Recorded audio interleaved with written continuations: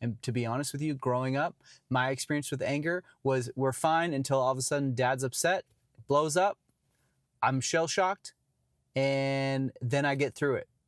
And so what happened is I was conditioned to anger equals prepare for uncomfortable.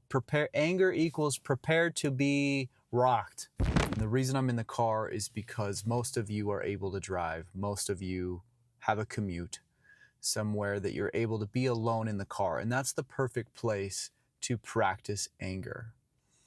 Too often you're told you shouldn't feel that, or it's too much, or there's nothing worse than being angry and seeing the look on your wife or your kid's face that they're starting to get a little scared or uncomfortable, or they push back and they tell you that you're out of line or you're wrong. And meanwhile, inside it doesn't feel good. Something's off. And so the car is a place to go that you're safe. You're not going to hurt anyone, but you can practice anger. And what that looks like is when you just speak it out loud. As a Christian, there's power in the spoken word. There's something about getting it outside of yourself. And I want you to think back to any moment where in relationship you experienced anger. It could be with your boss. It could be with your coworker. It could be with your spouse. It could be with your dad. It could be with your friends. Any situation that comes up where you weren't able to say how you felt. And we all have that. Do what you got to do to get the anger out, because it is like a physiological experience. A lot of you guys will process anger by working out, and that's great. It doesn't fully satisfy because there's also this deeper, things have to be spoken. The words have to be shared out loud. It has to be expressed. And so when you can do that, that's why I call it the car confessional. It's your opportunity to be raw. And there's moments where I have expressed raw anger at my spouse, at my wife, because I've been so angry and I didn't want to just unload on her, because I didn't even fully understand what I was going through. But having the freedom to know, like, I'm in the car, nobody cares. People are just going to think I'm singing or on the phone or whatever. It doesn't matter. But I matter. My experience matters. And my ability to vent and say, I don't feel respected, or I felt frustrated, or it didn't feel fair, I didn't have the words, or whatever. Just like, oh, I'm overwhelmed, or I need help, or whatever it was. I could get that out on the raw version in anger, express anger, and have it be okay. I got to, in a sense, like practice anger. Because we often see there's two extremes, right? You're either going to blow up, and that's not going to go well, and then you're going to go, I promise I'm never going to do this again. But you can't make that promise because it's an experience and your nervous system is taking over. And then you build up a deficit of like guilt and shame and feeling like you did something wrong. And then you start beating yourself up for blowing up. Which adds to the pressure, and that doesn't feel good. Or the opposite is true. You just stuff it, and you stuff it, and you stuff it, and you stuff it. And then, you know what I've noticed? Sometimes when anger gets stuffed for so long, it starts looking like depression.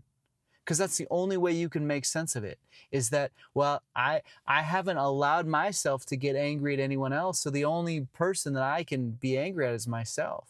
And when I'm angry at myself over and over and over again, and I constantly take the blame, and I constantly just go, well, it must be me. It must be me. I'm the problem. I'm bad. It's me. That's the only sense I can make. That's the only meaning I can make of these feelings, these emotions of anger.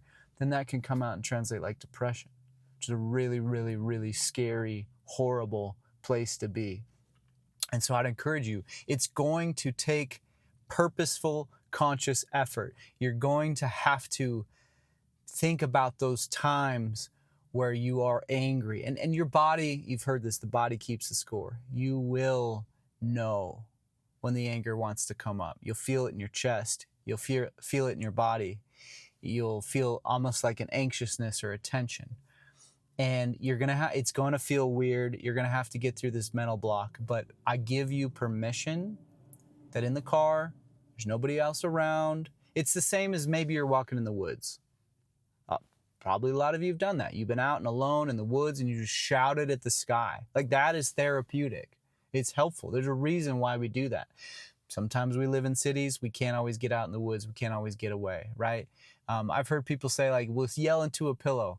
I don't really like that. I can't see that happening. But the car, I got a 20-minute commute is great.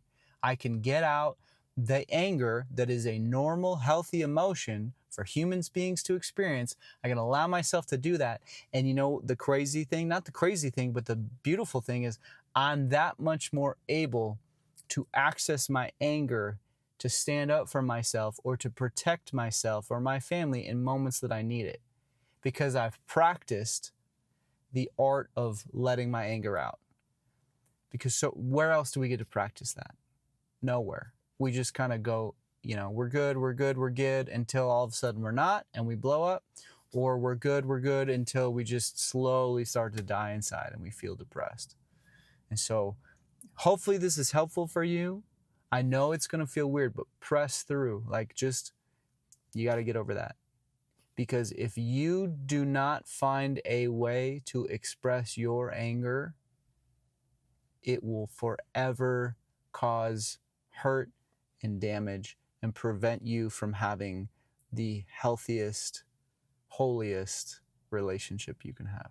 And I know the Bible talks about like, well, don't let the sun go down on your anger, and in your anger do not sin, right? And I think, unfortunately, the church can unintentionally share this message that it's not okay to be angry.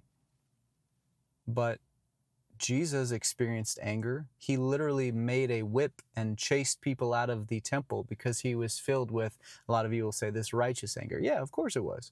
It was drawing attention to something that wasn't right. This isn't right. But I believe that made in the image of God, we are also called to draw attention to things that aren't right. Hey, this relationship experience of feeling disrespected isn't right. I have to address that. Hey, the way that I wasn't able to connect with you or speak up for myself wasn't right. I need to be able to speak up for that.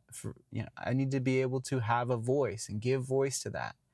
And the more I'm able to practice the raw version in the car, the better equipped and easier it will be for me out there in relationship, to where I can handle it. If somebody doesn't totally get it right away, it's like, that's fine. Like, I'm so confident in what I need and what I'm feeling and what I was even angry about in the first place, that it's not going to get reactivated and cause me to go into fight or flight, because I've practiced, because I've gained an awareness and understanding. So I call it the car confessional. Try it. Let me know in the comments if that's been helpful for you. And I hate that I even have to add this caveat. Like, if you are going to fly off the handle and start steering the wheel, like when you're driving, like, don't do that. That's, ugh. This is for people, the average human being that needs a place to process anger in a healthy way. And maybe they haven't tried this. Okay? If you're not confident that you're going to still be a good driver, then park the car. I'm obviously parked right now, right? So I hate that I even have to say that, but I do. All right. So I say this to encourage you. Think about it. I haven't heard anyone else describe this on internet, YouTube before. I found it to be extremely helpful in my marriage and in my life, because I used to forever, I wore this identity that I'm bad at conflict. For some reason, I was like, oh, I'm just bad at conflict. I used to feel uncomfortable when other people were angry. I used to feel uncomfortable when I would watch a video of people being angry, or like a fight or some tension. And that was my nervous system going, I'm uncomfortable with this. I'm not prepared to deal with this, because you know why? I never had any practice. And to be honest with you, growing up, my experience with anger was, we're fine until all of a sudden dad's upset, blows up, I'm shell-shocked, and then I get through it. And so what happened is I was conditioned to anger equals prepare for uncomfortable. Anger equals prepared to be rocked, basically. And my dad was never abusive. I was never hit, thank God. I know some of you have experienced that, and that's going to up the level of the intensity, and my heart goes out to you. But I believe the premise is the same. Anger is still going to activate your body system to try to protect itself. And if you're not aware, the way that your body protects itself can actually harm you. Okay? There's moments when we protect and we need to be open. And there's also times where we're we are too open and we need to protect. Okay.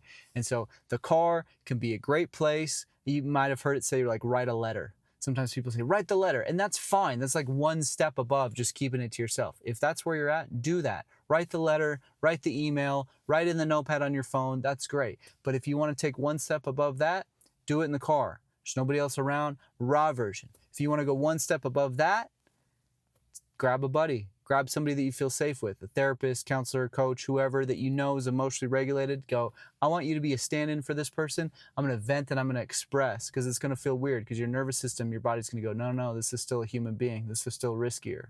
Okay. And then the goal is that you can then express anger with the person that you're experiencing that emotion with in real time, and knowing that you're in control and that you're confident in your ability.